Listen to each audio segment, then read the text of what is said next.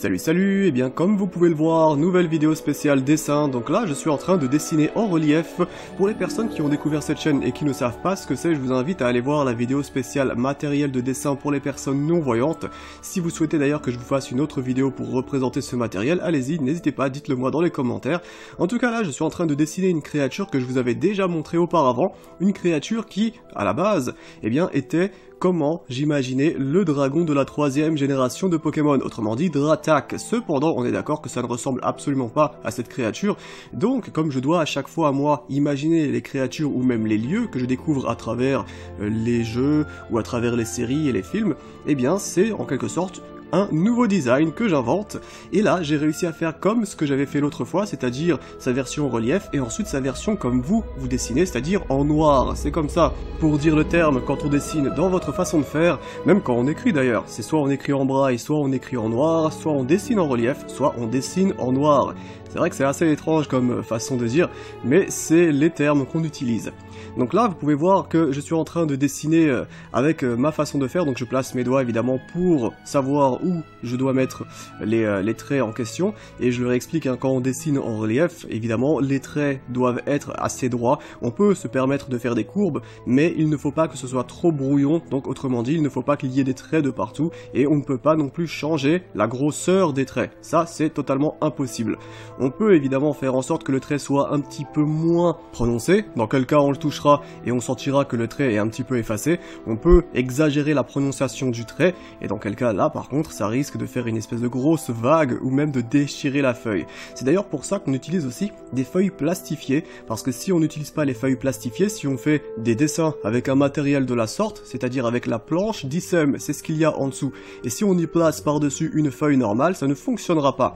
Il faut qu'il y ait une élasticité sur la feuille pour que le relief puisse ressortir, sinon ça ne marche pas. Si la feuille est normale, on va la transpercer et la prédécouper. Notre stylo ou notre pointe qu'on utilisera pour faire du relief passera au travers.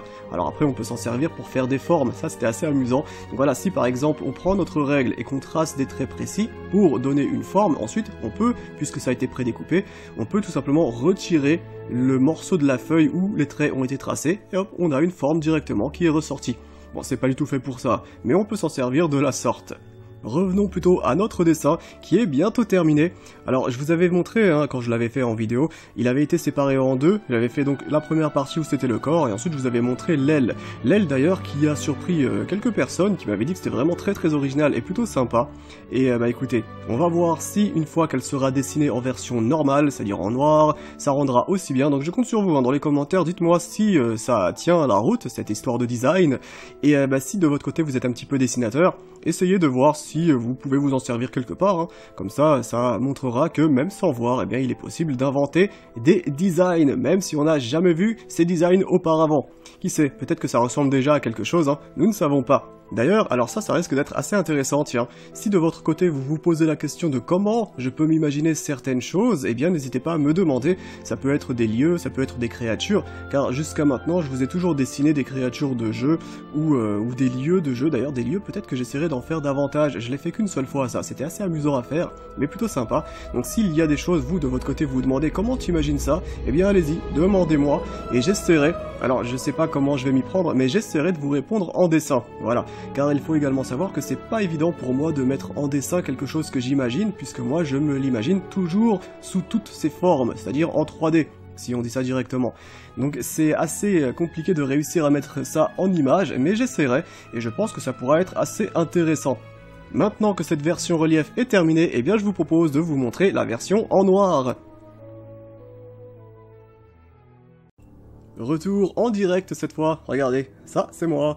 Et voici le dessin que j'ai réussi à faire, ça m'a pris beaucoup de temps, il est juste ici. Alors vous allez me dire, mais comment tu sais que c'est de ce sens là? Bah tout simplement parce que regardez ici, j'ai fait un petit pli, juste pour savoir justement de quel côté il fallait le tenir. Donc c'est comme ça, on a la tête de ce côté là, et surtout, voilà l'aile qui est ici. Alors voilà, je vais pas vous mentir, l'aile je n'ai pas réussi à la faire seule, puisqu'il y a des traits de partout.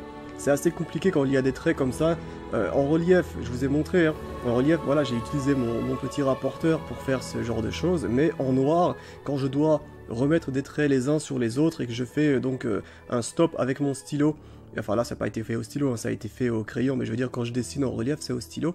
Donc quand je dois couper le trait et ensuite le reprendre, c'est très très compliqué, surtout quand je n'ai pas de support pour le savoir. Donc là, pour l'aile, ce n'est pas moi qui l'a fait, c'est quelqu'un qui m'a aidé à la faire. Mais en tout cas, pour le reste, c'est moi. Ça m'a pris beaucoup de temps, donc c'est pour ça que ce style de vidéo, j'en fais pas souvent. Mais en tout cas, j'espère que ça vous plaît de voir ce style de rendu. Donc dites-moi dans les commentaires si ça ressemble à quelque chose et si c'est plutôt sympa. Encore une fois, je suis déçu de ne pas pouvoir mettre de couleur. J'ai plein d'idées en fait pour ce dragon. On pourrait faire quelque chose un petit peu... un rendu un peu métallique ou sinon un rendu très doux. Voilà, plutôt dans des couleurs style bleu. Ouais, peut-être du bleu, tiens. Un dragon céleste avec plein de bleu et de doré. Ça serait peut-être... Ouais, ça pourrait être pas mal. Mais bon, en tout cas, on va s'arrêter là. J'espère que ce petit rendu vous a plu. Donc dans les commentaires, n'hésitez pas à me dire ce que vous en pensez. Moi, je vous dis merci à tous et à la prochaine. Allez, salut!